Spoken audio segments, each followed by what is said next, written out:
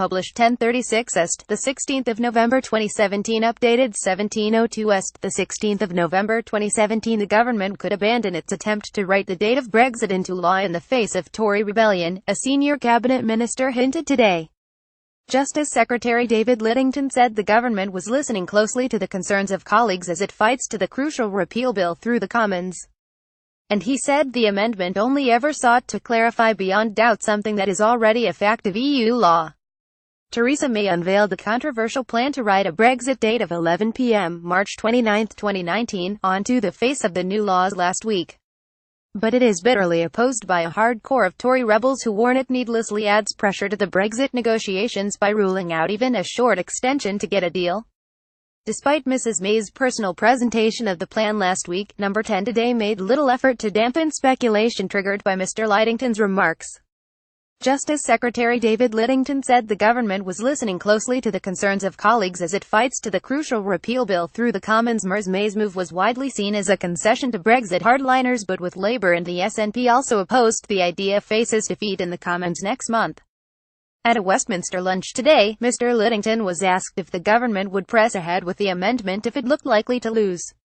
He replied, "There are suggestions that have been made during the committee phase about how the bill might be improved. We will listen to ideas from colleagues across the House during the bill's progress in both Commons and Lords." MPs have launched the second day of committee-stage debate on crucial Brexit laws called the European Union Withdrawal Bill. There are another 6 days still to schedule, all 8 hours each, as MPs look at the laws line by line. Ministers hope to finish all 6 by Christmas. Each day includes dangerous votes the government could lose. The most hazardous issues facing ministers are on fixing Brexit Day and law, operation of so-called Henry VIII powers, and leaving behind the EU Charter of Fundamental Rights. The legislation will then be back in the Commons in January for further scrutiny. The whole marathon process must then be repeated in the House of Lords.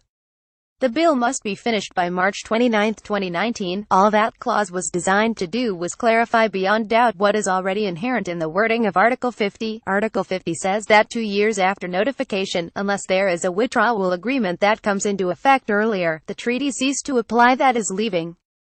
That is written into European law. Number 10 made little effort to defend the amendment, insisting the government would listen to the views of critics. Mrs. May's spokesman said, "We put forward the amendment. That amendment remains." The question of the Brexit debate is one of 3 issues where a hardcore of around 15 remain supporting Tory rebels potentially have the numbers to defeat the government.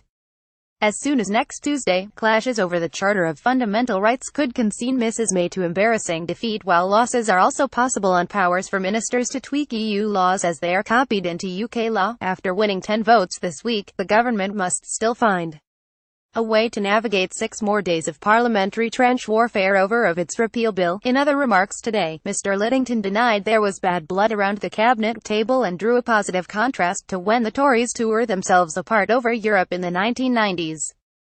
He said, "Sometimes I read the reports in the papers about cabinet discussions that took place the day before, and I think I must have either been asleep or at a different meeting." Theresa May unveiled the controversial plan to write a Brexit date of 11 p.m. March 29, 2019, onto the face of the new laws last week. May had the discussions just before the Florence speech. "I read what had been said by who at the meeting and I just didn't recognize it. Around that table there are people who campaigned very actively for both sides in the referendum. Even among Remainers and Leavers, people have different views as individuals. The point about cabinet is people come, they have a discussion, we make suggestions, and then we agree on the government position." Mr. Lidington said claims in the press this week that Tory rebels were mutineers or collaborators had helped bind the party together. He said, "I was here from 199,297. While there are some similarities in terms of parliamentary arithmetic, what is very different is the culture in the Conservative Party. There is not the bad blood as at that time, 2 years after the overthrow of Margaret Thatcher. What we saw yesterday was deep and sincere differences between different Conservatives, but both sides respected the integrity of the other." Rebel ringleader Dominic Grieve, pictured in the Commons today, has threatened to vote down controversial plans to write the Brexit date into law in remarks likely to irritate Brexiteers. Mr. Lidington said his views on Brexit had not changed since he campaigned for Remain. The former Europe minister, who spent 6 years stumping for Britain in European capitals, said he had promised his constituents to deliver the result even if he disagreed.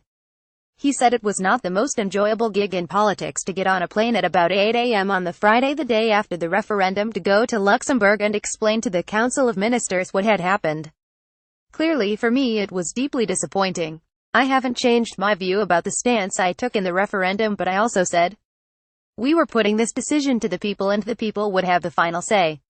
You have to honor that. Signaling the rebels' resolution on Monday night, ex-Attorney General Dominic Grieve warned there were no ifs, no buts in his commitment to continue to oppose the government on writing the Brexit date into law. After winning 10 votes this week, the government must still find a way to navigate 6 more days of parliamentary trench warfare over its repeal bill, pictured as one of the votes being declared last night. The group of rebels had an angry showdown with Tory Chief Whip Julian Smith earlier this week, and there are enough of them to inflict a series of humiliating defeats on Theresa May if they are joined by all opposition MPs. Mrs May today played down an increasingly angry row inside and outside the Tory party about the bill, which has seen rebels labelled collaborators and mutineers. Rebel Anna Soubry today revealed she had received death threats after being featured on the front page of national papers.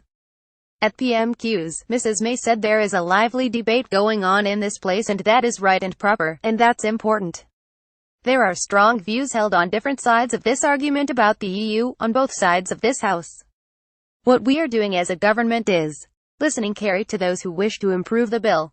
Ministers insist the laws under debate today are necessary to ensure the UK statute book works properly on the first day of Brexit in March 2019, but could be forced to back down to avert defeat in the Commons in the coming weeks.